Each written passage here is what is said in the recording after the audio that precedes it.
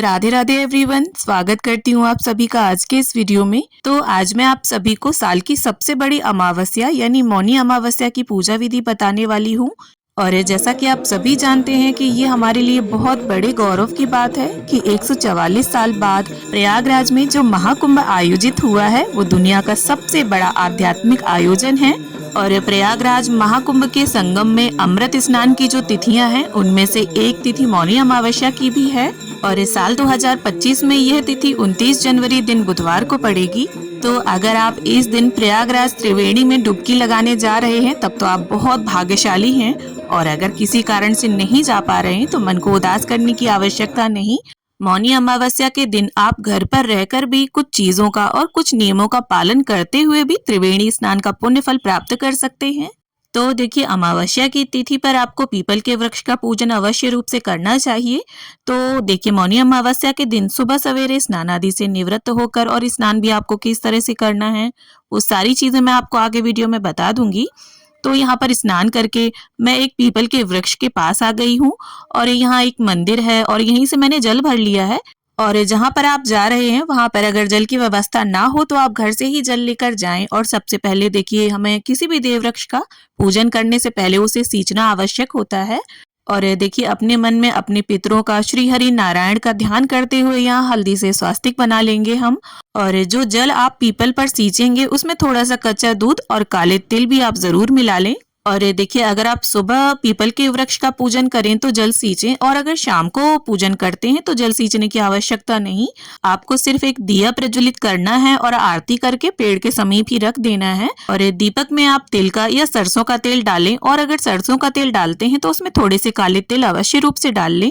तो देखिए, हिंदू पंचांग के अनुसार साल भर में कुल 12 अमावस्या तिथियां होती हैं, लेकिन माघ मास की अमावस्या को सबसे विशेष महत्व दिया गया है, जिसे मौनी अमावस्या के नाम से जाना जाता है।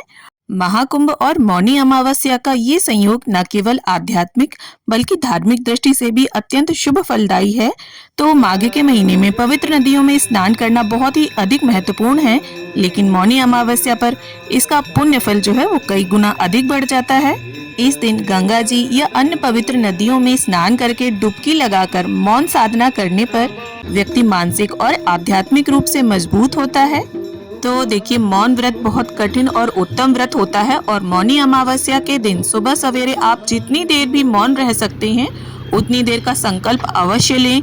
ज्यादा देर या पूरा दिन अगर आप मौन ना रह सकें तो घंटे, 2 घंटे या फिर 15 मिनट ही सही, पर मौन व्रत अवश्य धारण करें। और सुबह सवेरे स्नान के जल में गंगा जल और काले तिल मिश्रित करें, और अगर गंगा जल ना हो आपके घर में तो रात में ही तांबे के लोटे में तुलसी पत्र डालकर उस जल को रख दें, और सुबह तुलसी पत्र को हटाकर किसी गमले में डाल दें और उस जल को अपने नहाने के जल में मिक्स कर लें, क्योंकि तुलसी पत्र डालकर रखा हुआ जल गंगा जल के समान ही हो जाता है। और अगर अन्य किसी नदी का पवित्र जल आपके पास है तो उसे भी अपने नहाने के जल में मिश्रित कर लें। और स्नान करते समय आपको साबुन नहीं लगाना है, अपने शरीर को मल मल कर नहीं धोना है, और त्रिवेणी मैया का ध्यान करते हुए आपको स्नान करना है। और स्नान करने के बाद सूर्य देव को जल अर्पित करें, और जल के लोटे में गुड़, काले तिल, लाल चंदन, पुष्प इत्यादि डाल लें। और देखिए, मौनी अमावस्या के दिन तामसिक चीजों के सेवन से आपको बचना चाहिए, और इसके साथ ही हर प्रकार की ग्रह बाधा को सुधारने के लिए और सौभाग्य की प्राप्ति के लिए आपको काली चींटियों को आटा, शक्कर और गौ माता को रोटी और गुड़ खिलाना चाहिए। तो देखिए, मौनी अमावस्या के दिन स्नान के समय और पूजन के समय आप मौन ही रहें, और मौन रहते रहते आप देखिए विष्णु भगवान के किसी भी मंत्र का जप करें, क्योंकि देखिए, जब हम बोलकर किसी भी मंत्र का जप करते हैं उससे 16 गुना अधिक फल की प्राप्ति हमें तब होती है जब हम मंत्र जप मौन रहकर मन ही मन में करते हैं। और देखिए, मौनी अमावस्या के दिन गाय, काले तिल, नमक, सोना, चांदी, देसी घी, गरम वस्त्र इत्यादि में से आप किसी भी एक वस्तु का दान करें तो आपको अत्यंत पुण्य फल की प्राप्ति होगी। और देखिए, गाय का दान करने से पितरों को मोक्ष मिलता है, काले तिलों का दान करने से ग्रहों की बाधा दूर होती है, नमक का दान करने से समस्याओं से मुक्ति मिलती है, सोना या चांदी दान करने से रोगों से और कर्ज से मुक्ति मिलती है, और देसी घी के दान से सुख समृद्धि आती है। तो इन वस्तुओं में से आप अपने हिसाब से मौनी अमावस्या के दिन दान कर सकते हैं। तो मौनी अमावस्या के दिन विशेष विधि से स्नान करें, पूजन करें, पीपल पूजन करें, सूर्यदेव का पूजन करें और रेगुलर जिस तरह से आप अपनी दैनिक पूजा करते हैं वो पूजा करें। और साथ में अमावस्या की तिथि दान के लिए बहुत विशेष होती है, तो कुछ न कुछ आप इस दिन दान अवश्य करें। और ये देखिए, अमावस्या की तिथि पर अपने पितरों के नाम का भोजन निकालें, ब्राह्मण को खिलाएं। और अगर ब्राह्मण उपलब्ध ना हो तो आप उस भोजन को गाय को भी खिला सकते हैं। और ये देखिए, भोजन की जगह पर आप सूखा सीधा भी दान कर सकते हैं। तो देखिए, विशेष पर्वों में किए गए स्नान की जो महत्ता है वो अत्यंत विशेष होती है, क्योंकि जो रोज हम स्नान करते हैं वो अपने तन के मैल को धोने के लिए करते हैं। और विशेष पर्वों में किया गया स्नान मन के दोष और मन के पाप को धोने के लिए होता है, जो हमसे जाने अनजाने में हो जाते हैं। अब देखिए, अमावस्या की रात्रि महीने की सबसे अंधेरी रात्रि मानी जाती है, तो अमावस्या की तिथि पर यानी मौनी अमावस्या पर आपको दीपदान अवश्य रूप से करना है। अगर आप देखिए प्रयागराज संगम स्नान करने गए हैं तो वहां त्रिवेणी के घाट पर आप दीपदान करें। आप बहुत भाग्यशाली होंगे जो वहां पर आप दीपदान कर पाएंगे।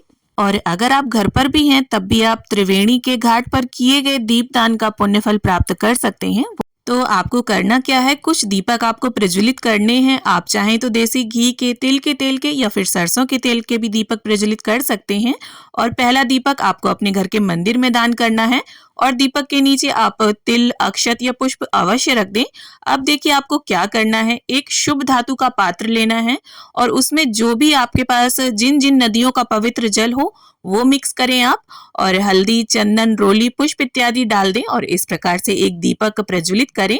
और दीपदान देखिए, या तो ब्रह्म मुहूर्त में आप करें या फिर सायंकाल सूर्यास्त के बाद करें।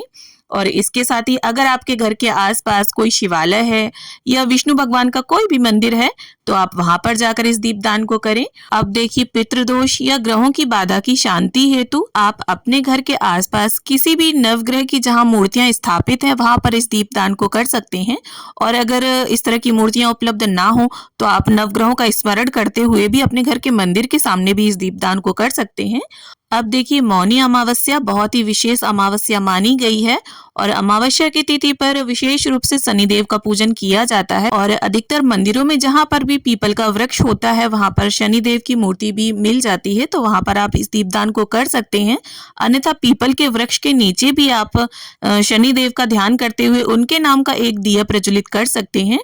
और इसके साथ ही देखिए, हिंदू धर्म में जो 7 देव वृक्ष माने गए हैं जिनमें से पीपल, बरगद, आंवला, तुलसी, समी वृक्ष, केले का वृक्ष या बेलपत्र, इनमें से जो जो वृक्ष आपको मिल जाएं उनके नीचे आप इस दीपदान को करें। और देखिए, मौनी अमावस्या की तिथि पर हवन का भी विशेष विधान है, तो आप शाम के समय पूजन के बाद हवन भी कर सकते हैं, जिसमें आप खीर पूड़ी से पितरों के नाम की आहुतियां दे सकते हैं। इसके साथ साथ श्री हरि के नाम की और सभी देवी देवताओं के नाम की आहुतियां भी दे सकते हैं। और हवन में खीर पूड़ी की आहुतियों के साथ साथ आप काले तिल, अक्षत, जौ, चीनी ये मिक्स करके हवन सामग्री के साथ इनकी भी आहुतियां जरूर दें। तो उम्मीद करती हूँ मौनी अमावस्या की पूजा की ये जानकारी आप सभी को जरूर पसंद आए। वीडियो अगर थोड़ी भी अच्छी लगे, थोड़ी भी पसंद आए तो वीडियो को लाइक करें, शेयर करें और मेरे साथ जुड़े रहने के लिए चैनल को सब्सक्राइब कर लें।